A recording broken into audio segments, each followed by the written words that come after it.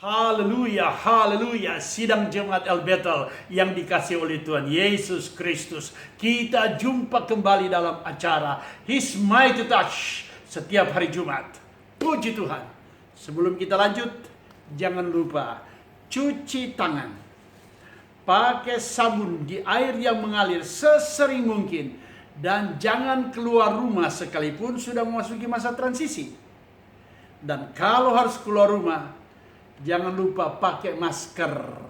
Karena hanya dengan cara seperti ini kita dapat membantu pemerintah secara aktif untuk menghentikan penyebaran COVID-19 ini. Haleluya. Puji Tuhan. Nah, sekarang kita mau berdoa terlebih dahulu. Mari kita berdoa. Roh Kudus, tolong kami, buka hati dan pikiran kami, biar kami mengerti akan kebenaran firman-Mu, dan kami boleh melangkah seturut dengan waktu, rencana, dan rancangan Allah. Bahkan kami sungguh dapat menyadari sesulit apapun situasi kami hari-hari ini, sesungguhnya Engkau Tuhan begitu mengasihi kami. Roh Kudus, tolong kami mau dengar firman-Mu. Di dalam nama Tuhan Yesus Kristus. Haleluya. Amin. Kita kembali dalam acara His Mighty Touch, jamahan kuasanya. Dan tema hari Jumat ini, sebagaimana beberapa Jumat yang lalu dan beberapa Jumat yang akan datang, adalah expect the miracles every day.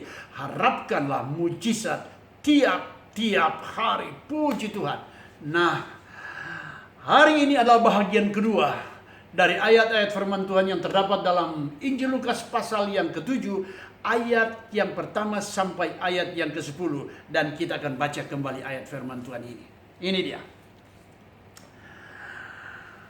Injil Lukas pasal yang ke-7 ayat yang pertama sampai dengan ke-10, demikian bunyi firman Tuhan.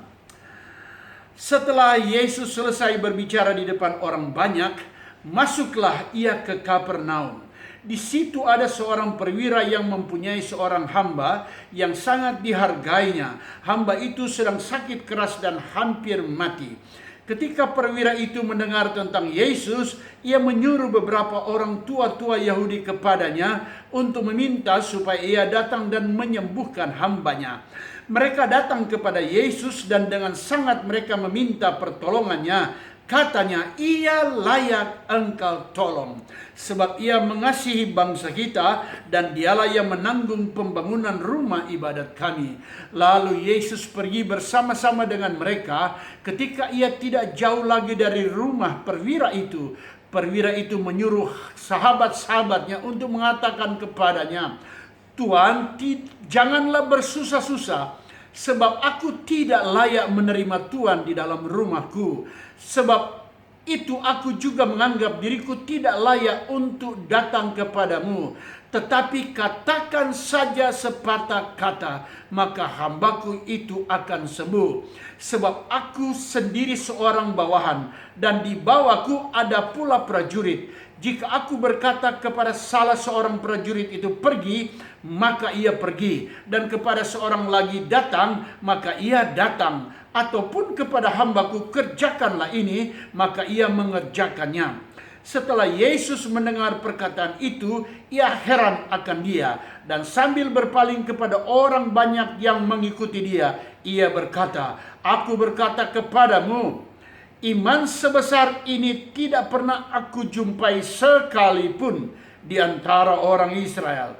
Dan setelah orang-orang yang disuruh itu kembali ke rumah, didapatinya lah hamba itu telah sehat kembali. Puji Tuhan. Nah, minggu yang lalu kita sudah mendengar bahagian pertama dari khotbah tentang ayat firman Tuhan ini dengan tema Dia layak engkau tolong. This man deserve your help.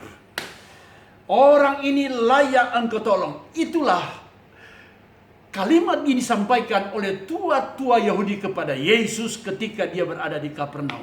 Nah, saya hanya mengulangi akan bagian yang pertama secara singkat saja.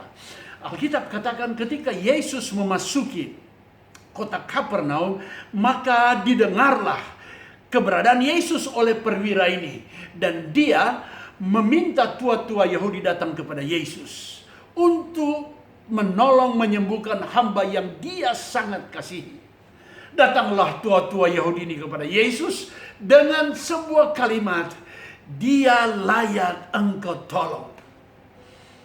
Dan Alkitab berkata, alasan yang disampaikan oleh tua-tua Yahudi itu, yang pertama karena dia mengasihi bangsa kita, dan yang kedua karena dialah yang menanggung pembangunan rumah ibadat kami. Yesus tanpa berkata-kata langsung dia bertindak, "Ayo kita berangkat ke sana." Tapi di tengah perjalanannya, perwira ini kembali menyuruh orang dan berkata, "Tidak perlu susah-susah Tuhan datang ke rumahku, karena aku tidak layak menerima Tuhan di rumahku." Yang pertama, ketika Yesus memasuki kota Kapernaum dan perwira ini mendengar Yesus ada di situ, dia langsung meminta tolong para tua-tua Yahudi. Untuk apa? Untuk Yesus boleh datang menyembuhkan hambanya. Berarti dia percaya bahwa Yesus berkuasa menyembuhkan sakit penyakit yang dialami oleh hambanya. Alasan yang pertama adalah percaya sungguh bahwa Yesus sanggup menolong. Kalau perwira itu tidak percaya, untuk apa dia meminta tua-tua Yahudi untuk datang kepada Yesus? Karena dia percaya, maka dia meminta tolong. Saya teringat dalam kisah Matius pasal yang ke-9 ayat 27 sampai 31. Ketika Yesus menjamah dan menyembuhkan 2 orang buta. Ketika mereka mengikuti Yesus dan ketika Yesus masuk dalam sebuah rumah, mereka datang berlutut kepada Yesus dan meminta tolong kepada Yesus. "Kasihanilah kami, hai anak Daud." Dan Yesus berkata kepada mereka, "Do you believe that I am able to do this?" Apakah engkau percaya bahwa aku mampu melakukan ini? Dan mereka menjawab, "Yes Lord, we believe." Ya Tuhan, kami percaya. Dan Yesus menjamah mata mereka dan menyembuhkannya. Jadi tingkat kepercayaan kita terhadap kemampuan Allah dalam menolongmu dan menolongku sangat menentukan kita layak ditolong oleh Allah atau tidak. Dan perwira ini dia layak ditolong oleh Allah. Karena itu milikilah kepercayaan yang sama, maka engkau dan saya memiliki kelayakan yang sama untuk ditolong oleh Tuhan. Dan yang kedua yang kita sudah dengar minggu yang lalu, bahwa yang disampaikan oleh perwira alasannya adalah karena dia mengasihi bangsa kita. Kita sudah ingat minggu yang lalu bahwa yang kedua, mengapa perwira ini layak ditolong oleh Allah? Karena dia memiliki hati yang mengasihi. Dan hati yang mengasihi adalah karakter Yesus. Kita dikasihi untuk mengasihi orang yang lain. Kita ditolong untuk menolong orang yang lain. Kita diberkati untuk memberkati orang yang lain. Karena itu perwira ini layak ditolong. Dan bagian yang ketiga, mengapa perwira ini layak ditolong oleh Allah? Referensi yang disampaikan oleh para tua-tua Yahudi adalah karena dia yang membiayai pembangunan rumah ibadat kami. Engkau lihat, perwira ini yang membiayai pembangunan rumah ibadat dari orang Yahudi. Pembangunan bait Allah. Dan yang ketiga adalah memiliki hati yang memberi. Alkitab katakan bahwa berilah maka engkau akan diberi. Para tua-tua Yahudi berkata, dialah yang membiayai pembangunan rumah ibadat kami. Dia membiayai pembangunan rumah Allah yang dipakai oleh orang-orang Yahudi untuk beribadah kepada Allah. Bahwa orang ini memiliki hati yang memberi. Kedengarannya memang sederhana. Tapi tahukah engkau bahwa hati yang memberi adalah hatinya Tuhan Yesus Kristus? Bukankah dia memberikan segala-galanya bagimu dan bagiku, bahkan nyawanya? Dia dipaku di atas kayu salib, mati bagi kita, agar kita boleh hidup dan kita boleh diselamatkan. Bukankah itu pemberian yang terbesar dan terhebat? Mulai hari ini, mari kita belajar memberi bagi Tuhan dan pekerjaan Tuhan. Dan Allah tidak akan pernah lupa akan semua itu. Dia tidak mau berhutang kepada manusia. Dia akan mengembalikan semua itu berlipat kali ganda seturut dengan janjinya Yesus Kristus Tuhan. Haleluya. Sekarang kita masuk pada bagian yang keempat. Mulai hari ini, khotbah sekarang ini. Ketika Yesus dan tua-tua Yahudi dalam perjalanan menuju ke rumah perwira itu, perwira ini kembali menyuruh sahabatnya yang lain dan berkata bahwa Tuhan, tidak usah menyusahkan dirimu untuk datang ke rumahku, karena aku tidak layak menerima engkau di rumahku. Itu ayat yang ke-6. Dan bagian pertama ayat yang ke-7 dia berkata begini, dan sebagaimana aku juga tidak layak untuk datang kepadamu. Luar biasa kan? Seorang perwira pada waktu itu, perwira penjajah, dia berkata, Tuhan, aku tidak layak menerima engkau di rumahku, sebagaimana aku juga tidak layak datang kepadamu. Bahwa alasan yang keempat mengapa dia layak ditolong oleh Tuhan, karena justru dia merasa tidak layak untuk ditolong. Tahukah engkau bahwa kalau engkau dan saya ditolong oleh Allah hanya oleh karena anugerah Allah semata-mata? Apa jasamu dan jasaku kepada dia, Yesus? Apakah yang telah kita buat untuk Tuhan karena itu engkau dan saya layak diselamatkan, kita layak diberkati? Hanya oleh anugerah. It's only and only by the grace of God. Hanya itu kalimat yang saya bisa katakan. Dan artinya sesungguhnya kita tidak layak. Ketika engkau merasa tidak layak ditolong oleh Tuhan, berarti kita menyadari bahwa semua apa yang kita miliki, semua apa yang kita lakukan hari lepas hari dalam hidup kita, semua itu hanya oleh karena anugerah dan kemurahan Allah semata-mata. Dan kita berlayak. Haleluya. Itu yang keempat. Yang kelima, mengapa perwira ini layak ditolong oleh Tuhan? Pada ayat yang ke-7 bagian B dari kisah ini, dia berkata begini, just say a word. Katakan saja sepatah kata, maka hambaku pasti sembuh. Karena aku adalah seorang bawahan, dan di bawahku adalah prajuritku. Dan ketika aku memerintahkan kepada para prajurit pergi, mereka pergi. Datang, mereka datang. Ketika aku memerintahkan hambaku kerjakan ini, mereka pasti mengerjakannya. Dan Yesus heran mendengar itu. Artinya perwira ini mengakui akan otoritas Yesus Kristus Tuhan atas alam semesta. Ini penting bagi kita. Tahukah engkau bahwa alam semesta ini berada di bawah perintah Allah, di bawah perintah Yesus Kristus Tuhan? Alkitab mengisahkan contoh yang sangat sederhana. Ketika Yesus dan murid-muridnya menyeberang Tasik Galilea, dan di tengah perjalanannya mereka dihantam oleh badai dan gelombang, dan perahu kemasukan air hampir tenggelam, dan murid-muridnya ketakutan. Dan saat itu Yesus tertidur di buritan. Dan murid-muridnya membangunkan Yesus dan berkata, Guru, Guru, tega engkau, kami akan binasa. Tegakah engkau, Guru? Dan Yesus bangun, dan Yesus menghardik badai dan gelombang. Dia berkata, diam dan tenanglah. Dan badai dan gelombang tunduk kepada perintahnya. Saya tidak membaca di situ Yesus menyuruh murid-muridnya untuk menghardik badai dan gelombang, diam dan tenanglah. Sama sekali tidak. Tapi dia langsung berkata, diam dan tenanglah. Dan badai dan gelombang menurut perintahnya. Artinya apa? Bahwa otoritas langit, bumi, laut beserta isinya berada di dalam tangan Allah. Dan kalau engkau dan saya percaya bahwa otoritas Allah menguasai akan bumi ini, berarti otoritas Allah menguasai akan situasi dan keadaan hari-hari ini. Berarti jangan takut melewati hari-hari ini dengan pandemi yang sedang melanda dunia hari ini. Jangan takut, karena Allah memiliki otoritas atas langit, bumi, laut beserta isinya. Dan percayalah, kita, saudara dan saya, bangsa kita berada dalam lindungan Allah. Dia pasti bela, dia pasti tolong kita. Mengapa? Karena otoritas ada di tangan Allah. Haleluya, puji Tuhan. Alasan yang keenam, mengapa perwira ini layak ditolong oleh Tuhan?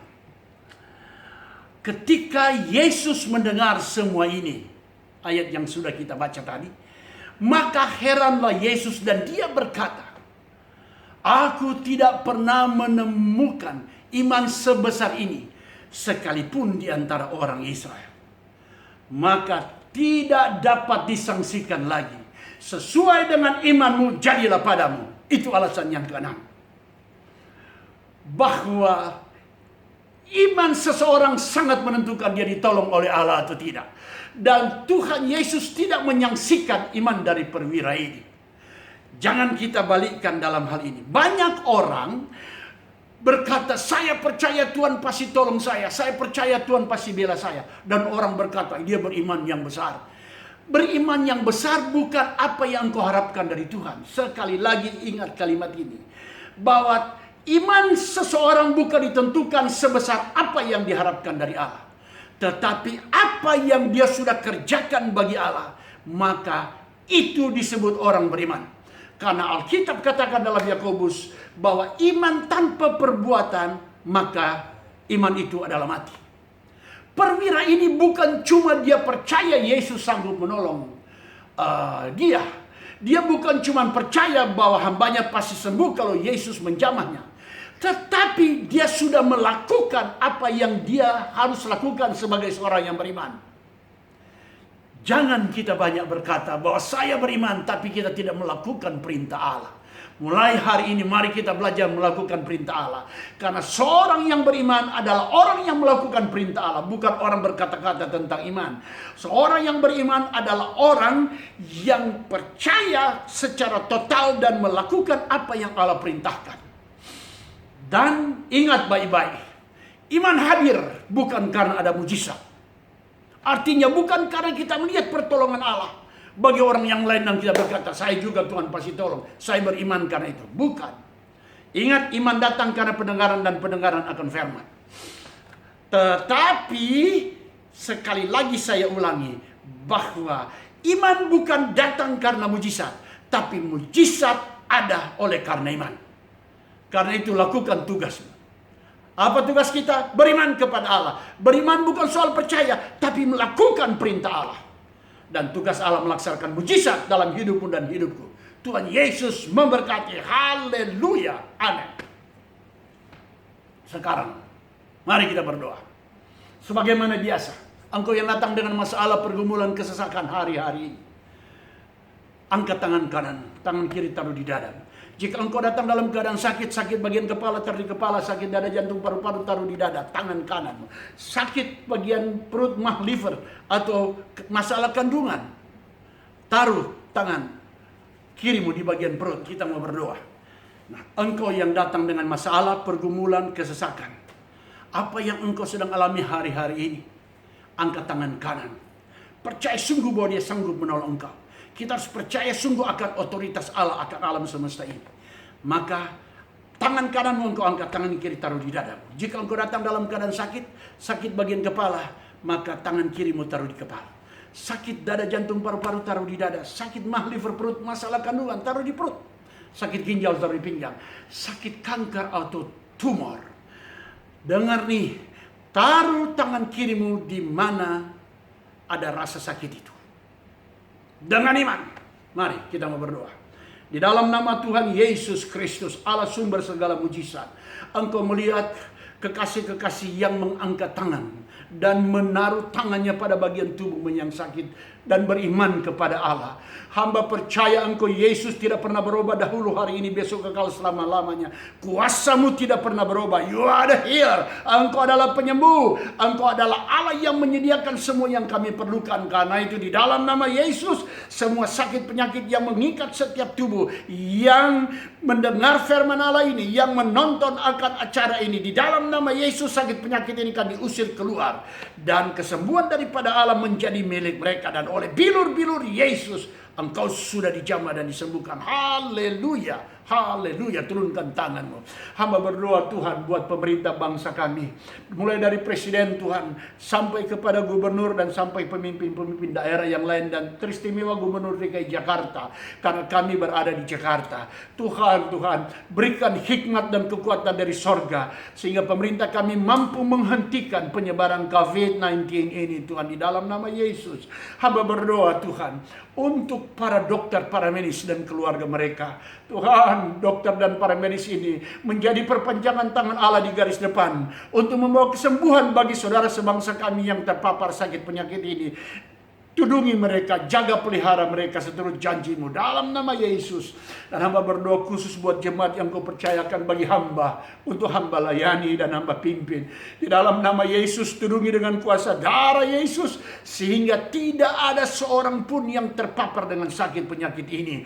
Dan Tuhan, Engkau cukupkan semua kebutuhan jemaat, karena kami percaya dan hanya berharap kepada Allah. Kalau bukan Engkau Tuhan, siapa lagi yang kami percaya dalam situasi seperti ini? Di dalam nama Tuhan Yesus Kristus. Dan kami percaya bahwa wabah ini pasti berlalu. Bangsa kami akan bangkit dan menang atas wabah ini. Dan nama Tuhan dipermuliakan. Terima kasih Bapa. Kami alaskan doa ini di dalam satu nama yang ajaib. Di dalam nama ini semua janji Allah ditaruh dan dipertaruhkan, bahkan digenapi di dalam nama Tuhan Yesus Kristus. Haleluya. Amin. Tuhan Yesus memberkati. Haleluya.